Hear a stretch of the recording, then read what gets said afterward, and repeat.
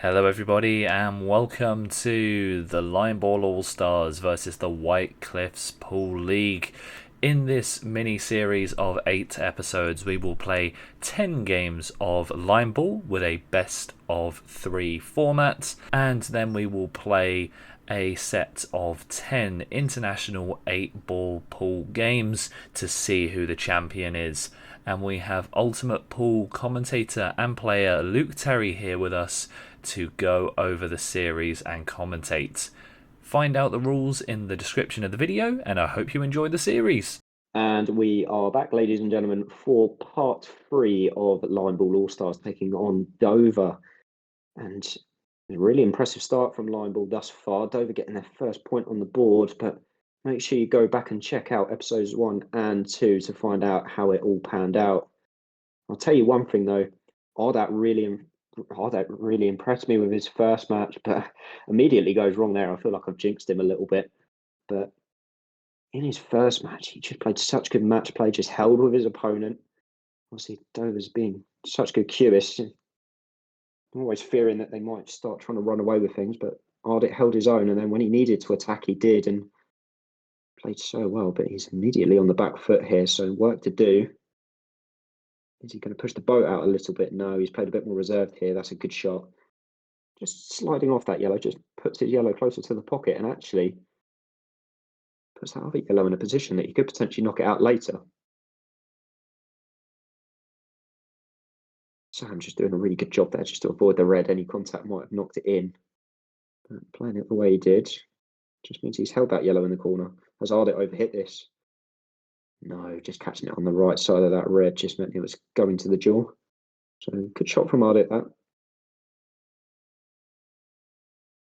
And when you've got that red over the pocket, it just puts that bit more pressure on the opponent rather than your game. Oh, it's just going to have a look here. He's just seeing how close that red is. You don't want to overhit this because if you do, then obviously it's in Ardit's position. It's kind of game out, day done. It's another good shot, weighted really nicely. You can kind of tell with the way that Ardit cues that he's not a natural pool player, but what he does so well is he just kind of pokes the cue through, which means that if you play with a slightly shorter cue action, or you're just kind of poking that ball in the way that Ardit is, you don't have to be a natural cueist to be able to get the weight. So it's a good kind of tip there for any new starting line ball players or anybody from the pool world even that's moving over to line ball and doesn't quite get how to perfect the game. Just having that short little action like that just pokes the cue through. It just puts you at a bit of an advantage. And that's why someone like Ardit, who's not a natural pool player, is really giving Sam a game here. Sam played a lovely shot there. He's taking a risk. Ardit having a little bit of a look again, just seeing how close that red is. It's definitely nudged a little bit closer, so has to be even more careful now. How hard to hit this? Is he going to flip the red? Oh, wow. You've got to think that one more nudge would knock that red in.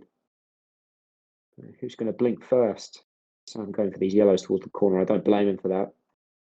If I was in Ardit's situation now, I'd almost be tempting to move in the red towards the other corner pocket because where Sam's yellow is, it's going to be very tough to get that out.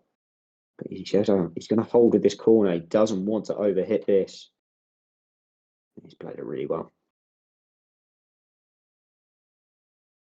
So now Sam's put that yellow in. Ardit's just got to get this red in anywhere. So don't go for the corner, Ardit. You don't need to. This is risky. You could lose the frame over nothing here. He's why you did well. Yeah, and I think that game kind of had a draw written all over it, really. Once the ball start clustering toward the corner, nobody really wants to change it around too much. So we are going to that draw rule situation, and this is obviously Max explaining it to Sam there. Is the aim is to essentially, with the white ball, get a ball out of play. You still can't hit the 8 ball, you still can't pot a ball. But if he can get one of Ardit's reds out of play, then Ardit's got to respond and get another ball out of play as well. So the issue here is for Sam is, I mean, where do you go? I mean, there's no way to get a red out from there, really.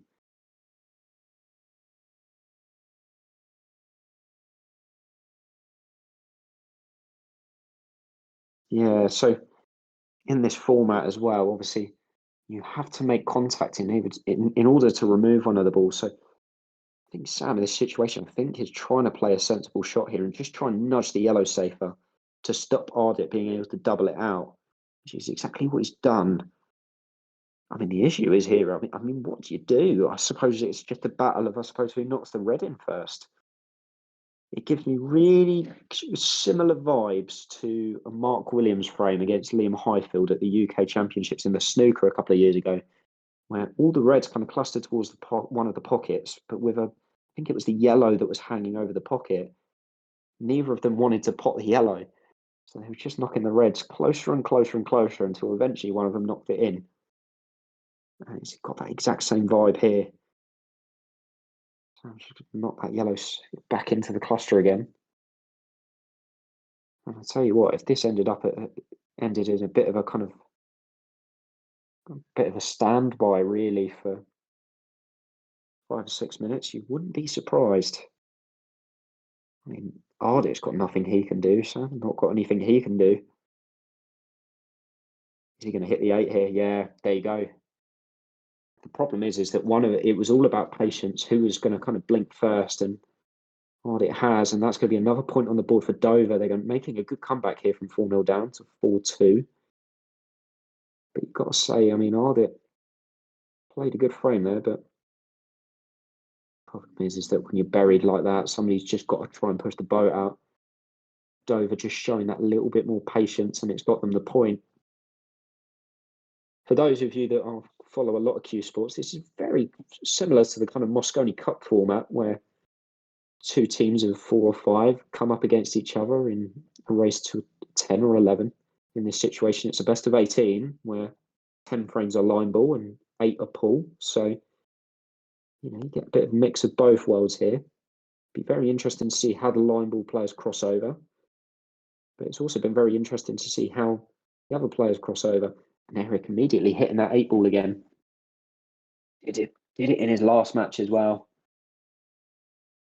So immediately point to Darren, and all of a sudden the comeback looks well and truly on for Dover. Darren's just got to be a little bit careful here. Played with a bit more reserve. He hit the 8 again? Oh, it just straightened up. I think he added a bit of drag onto that, which just did enough to straighten up that yellow ball off the bottom cushion. Eric just feathering that red slightly. Not quite doing that poke in the same way that Ardit was in the last frame. Darren's overhit that, so he's kind of given Eric a little bit of a window here. But got to be so careful not to hit that 8 ball if you're going to go for something here, Eric. Got to be so careful. And he's played it really well. Give him his due. And Darren taking the opportunity there to knock one of the reds out of the score zone. Is Eric going to try and do the same here and knock the yellow out? Very good. Very, very good. And this is likely to go hit for hit here. Yeah, there you go. Darren knocking another red out. Can Eric knock another red in or knock another yellow out? Here we go. He's looking at the yellow on the bottom cushion. Got to be careful not to hit the 8.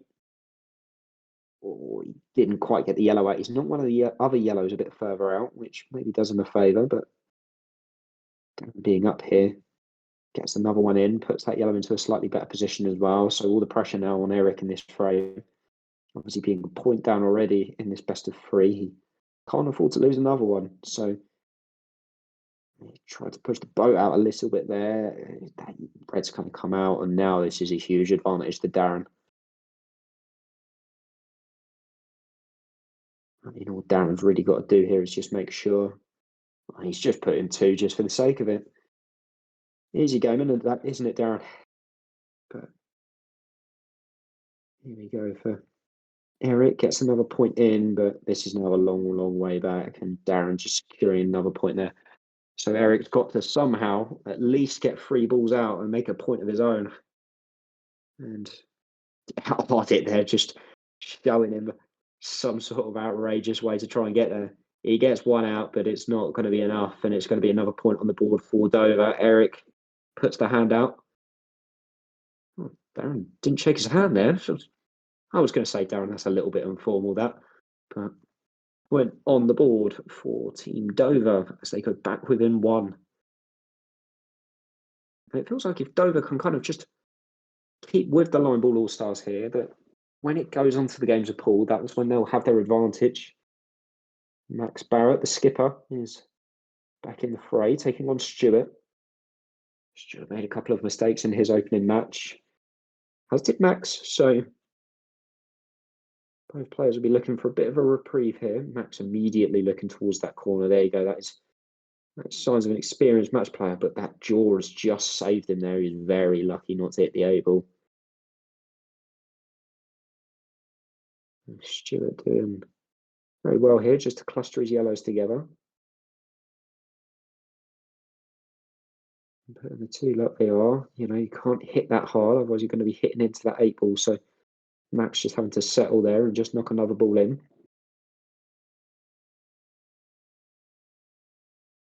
Just having a look there, you just see how much space that was. Oh, that was risky. He's not really gained anything from it, though. I mean, putting that yellow closer to the corner is not the worst result, but that's clever from Max. Just immediately making life a little bit harder there. Oh, that jaws slightly hurt Stewart, just keeping that red just about in play. Max going to aim to get this yellow out in the open out again. Has he got it out of play? He has. That's a good shot. And Stewart's going to try and return the favour here. Oh, has he hit the eight ball? Oh, that red saved him.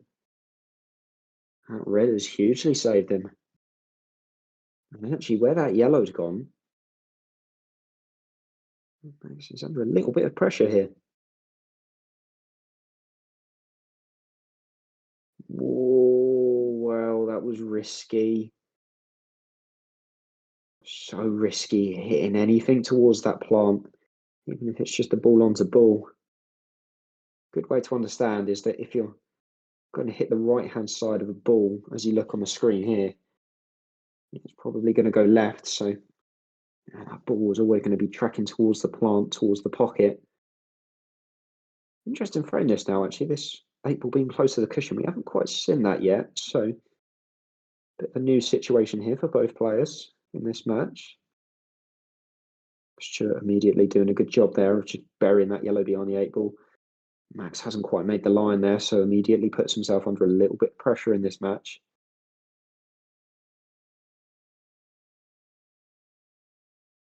Where's Stewart going here? Stewart's just going to keep with and just keep burying those yellows. You can tell that Stewart's picked up on the kind of rule set now and how to gain those mini advantages. Wow, Max is a little bit fortunate not to knock that yellow in, but he's just made his life harder getting any of the balls out in that area. And Stewart going to potentially go and try and bury another ball behind there. No, he's coming off side cushion. Oh, that's very well played. Tell you what, especially to hide it behind the red. Max playing another good one there. He's a little bit fortunate that yellow didn't drop. A few situations here where players have really played with fire in terms of going tantalisingly close to those pockets. And Max pull this one out the fire. Oh, he was close to the eight ball there. Would have been lucky to double kiss that. It's just a minimal advantage to Stewart at the moment, but he's doing enough at the moment. Max can't knock that red in. That's the huge problem. He cannot knock that red in because it's that close to the eight ball. And it all goes back to that first shot. If Max just weights that ball slightly better, gets it in that score zone, then this could be a very different complexion on the frame. Because all Stewart's got to do now is just make sure he buries those yellows in the corner pocket. If he does that, Max has got absolutely nothing to go at. Is he going to try and move stuff here? He is. Maybe a small opportunity to get something out. Oh, but shot like that. Well, can. He couldn't, could he? Could he potentially just get him beyond the yellow on the baulk line and just knock it out enough that the yellow goes out and the red stays in? Tough shot, not quite executed.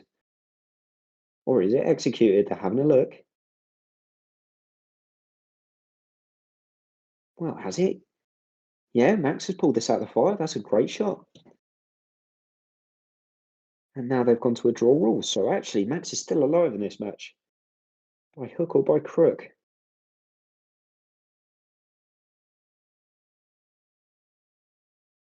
And Max v Stewart are going to go to this draw rule again. So the draw rule, obviously, situation here is Stewart's got to be able to knock one of Max's balls out of play.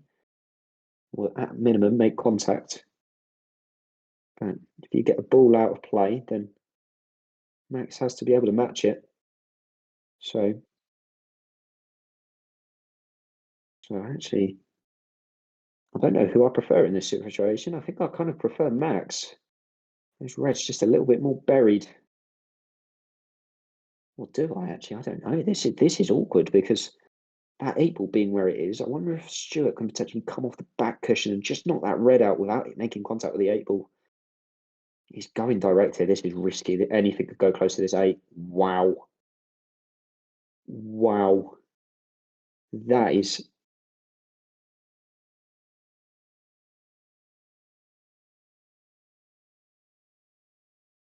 Yeah, that's unlucky from Stewart. He went for something amazing there, and he's just ended up knocking his own balls out of play.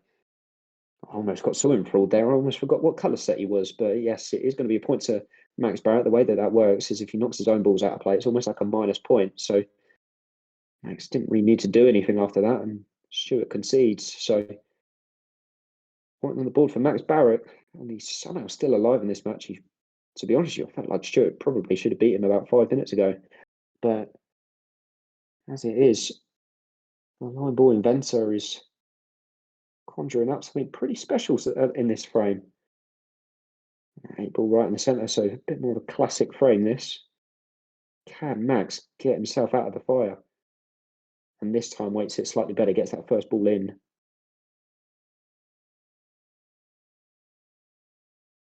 Stewart playing a good shot there to get one out of play. Don't know how close that yellow is to being in and out of on or out of play or not.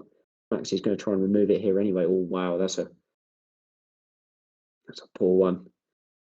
The best way to judge those shots is really coming round and having a look at that back cushion and kind of working out a midway point between where your red is and where the yellow is on the cushion.